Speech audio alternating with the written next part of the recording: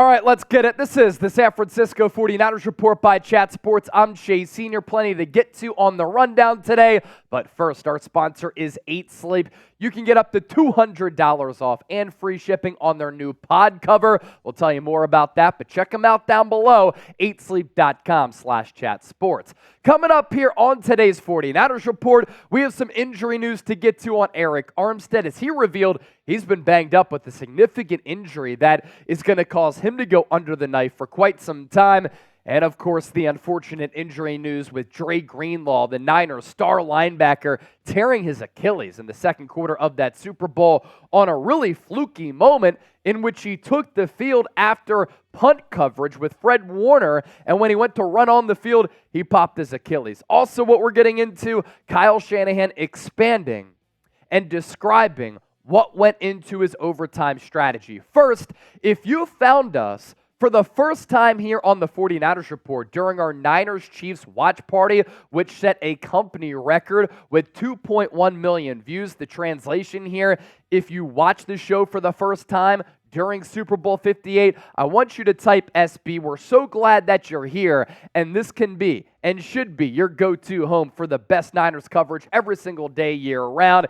You're a faithful, and we're faithful to you, and we're glad that you're here with us. Let's get to the latest on Dre Greenlaw here. Tearing his Achilles, as I said, in the second quarter of Super Bowl 58. I thought the game really took a turn after he suffered that injury because he's such a great player. Oren Burks comes in, and the Kansas City Chiefs, as good teams do, were targeting Oren Burks throughout the remainder of the game. How it happened, very fluky, very unlucky, jogging onto the field from the sideline after a punt in which him and Fred Warner were celebrating together.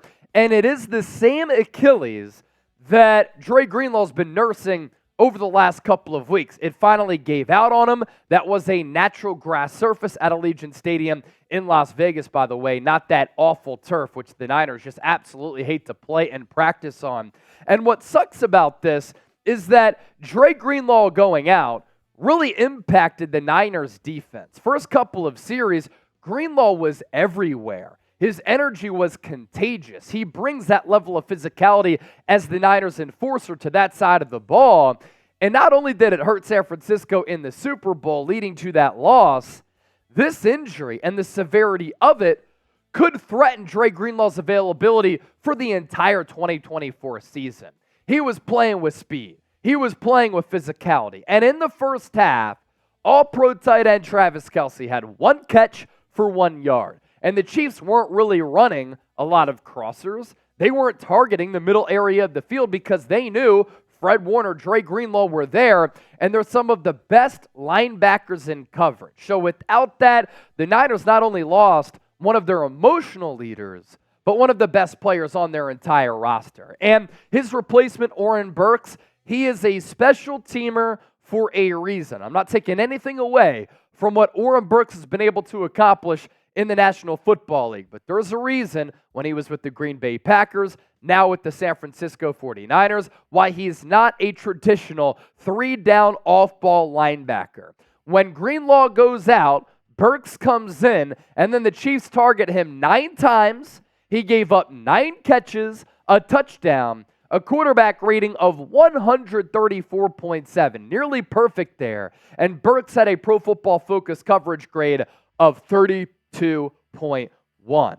Many players in the aftermath of that crushing loss for San Francisco talked about the emotional toll of Greenlaw being out. It's really the heartbeat of that defense, and he's come into his own since being drafted out of Arkansas by this front office. In 2023, he was terrific. And I thought in back-to-back seasons, 2022, 2023, he's really grown into and developed into one of the best off-ball linebackers in the NFL. Speed, physicality, good range, good coverage skills. Notched 120 tackles this year, 4 pass breakups, 5 TFLs, overall Pro Football Focus coverage grade of 72.1, an overall PFF grade of 69.3, and a run defense grade of 70.9. Then in the playoffs, he really took his game to another level. In the divisional round, he had those 2 interceptions against Jordan Love. Once again, really good against Detroit, despite, again, dealing with that ailing Achilles injury overall PFF grade in the postseason of 80.2. How about this coverage grade right here? When he was targeted, really wasn't giving up many catches. 89.7. That is just terrific. As we look ahead, what are the replacements going to be? We'll see what the Niners do in free agency. We'll see what they do in the draft. Free agency coming up in March. Draft in April in Detroit. D. Winters and Jalen Graham, who were drafted by San Francisco out of Purdue and TCU in 2023, could see an increased role in 2024.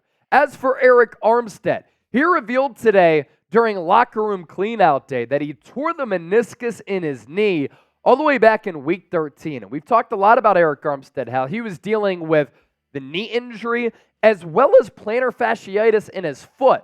So plantar fasciitis in his foot, meniscus torn in his knee, not easy to push through. That's why from week 13 on, he didn't play until the divisional round against Green Bay. He's going to have to undergo surgery, hopes to be back for training camp. And this is part of a larger discussion on a macro sense for San Francisco. Because you look at the top 10 cap hits in 2024 for the Niners, Trent Williams, top cap hit on San Francisco's roster, $31.5 million. Debo comes in at $28.6 million. Arik Armstead, $28.3. Fred Warner at $24.4. George Kittle, $21.9. Charvarius Mooney Ward, $17.9. Javon Hargrave, $15.4 million. Nick Bosa, $14.5.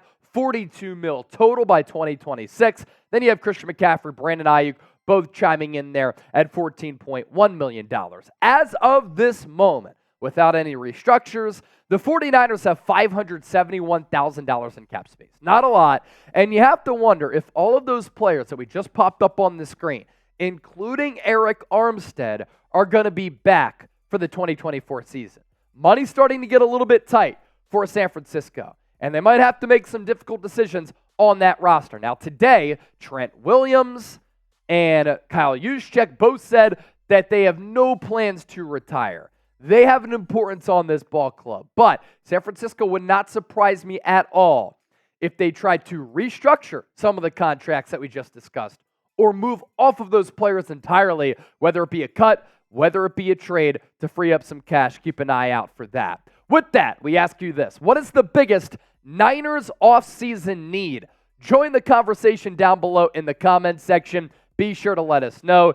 It has become an increasingly important and pivotal offseason for the Niners. They got to try to get to the mountaintop and win the Super Bowl with this current collection of players because, my goodness, they're a great roster, and if they don't win a Super Bowl, it'll go down as a big what if. As I mentioned off the rip, the 49ers Report is sponsored by 8 Sleep. You can get up to $200 off their new pod cover by using that link down below. And with 8 Sleep, what is it? High-tech solution to your age-old sleeping issues. 8 Sleep's Pod 3 cover slips right over your mattress, bringing heating and cooling tech that keeps you comfortable and sleeping deeper for a better, more restful night. The pod cover will improve your sleep by automatically adjusting your bed's temperature based on your individual needs. The cover can be added to any bed like a fitted sheet, and it allows you and your partner to cool or warm your side of the bed as low as 55 degrees and up to 110 degrees. I'm somebody who likes to cold plunge every day. I also sauna every day, so I love that cold and heat exposure. You get that with the pod cover. That's why I love it, and that's why I have it on my mattress. You can also control everything from your phone as well. No better way to improve your day-to-day life than better sleep. And the easiest way to do that, 8 Sleep's Pod 3 cover. Start the new year right. Invest in the rest that you deserve with the 8 Sleep Pod. It is the intelligent sleep system that you need. $200 off. Link is down below in the comment section as well as in the show notes of this video. Now let's get to this. Big controversy coming out of the Super Bowl. Of course, Kyle Shanahan losing another big game, losing another big lead. And why did Kyle Shanahan take the ball to start overtime? Here's what he had to say, and then I have some thoughts on it. It's just something that we talked about. None of us have a ton of experience with it, but we went through all of the analytics and talked to those guys. We just thought it would be better. We wanted the ball third If both teams matched and scored, we wanted to be the ones who had the chance to go win it. Got that field goal, so we knew we had to hold them to at least a field goal, and if we did, then we thought it was in our hands after that. Now, to a lot of people, that logic is not going to make sense. Shanahan did add that decision, obviously predetermined after talking to the analytical department. John Lynch also said on Tuesday that what went into that decision was to give the defense a rest. The defense at that point was on the field a lot. The defense was gassed. So I don't hate the decision to give that defense a rest, allow that offense, which they did, to go down the field, eat 7 minutes off the clock. Then you're hoping your defense is going to be able to hold Patrick Mahomes. Easier said than done, and we know it didn't happen. The reality with Shanahan here is that he's an elite coach, one of the best coaches in the NFL. Almost every other organization would love to have him outside of a handful of coaches. Might not even be a handful, maybe just a couple of fingers. He's one of the top offensive minds in the sport. He's had loads of success. 4 NFC Championship games in the last 5 years, 2 Super Bowl appearances during that span. He's also had 3 dreadful losses in the Super Bowl. 28-3 is the OC for the Atlanta Falcons, up 10 points going into the fourth quarter in 2019, Super Bowl 54, up 10 points in the first half against the Chiefs here in Super Bowl 58. I think at some point, Kyle Shanahan is going to get over the top. He's going to win a Lombardi trophy, and we're really going to forget about this choke artist vibe. But right now, it's real. But he's exercised some of those demons. Against the Packers, he was 0-30 when trailing by 5 or more points in the fourth quarter. He won. Then the Niners in the NFC Championship game came back from the largest deficit in the history of NFC title games, coming back by 17 points. If he won the Super Bowl, and when he does, if he does, he's going to go down as one of the most impactful offensive minds that the sport has ever seen. This is why I think the Niners lost the game. Not entirely because of Kyle Shanahan. Christian McCaffrey, Offensive Player of the Year, All-Pro. First drive of the game, you're moving the rock. You have explosive plays through the air and on the ground. You can't fumble at the 27-yard line. That takes 3 to 7 points off the board. Could have been the difference in the game. The botch punt. That gave the Chiefs offense momentum. They didn't do anything up until that point. Your defense was throwing haymakers, playing great ball. That gave the Chiefs life. You can't do that to Patrick Mahomes. You got no points off the Isaiah Pacheco fumble. Yeah, it was in the Chiefs' red zone, but if you can get at least 3 there, that's a big swing. When you should have gotten points, and I talked about this with my boy Harrison Graham, no points off the Patrick Mahomes interception on that great play by Jair Brown to read his eyes off the overthrow, range over to his left, and pick that football off. You take over in Chiefs territory. You take over in plus territory. You can't get 3 points right there again. Momentum changes are real, and San Francisco didn't capitalize. And then you miss the PAT.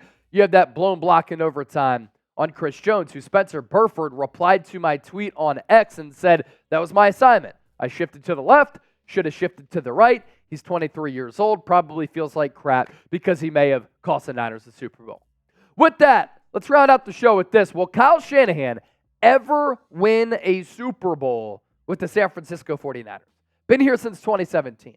All the success, but some gut-wrenching losses. Why for yes and for no?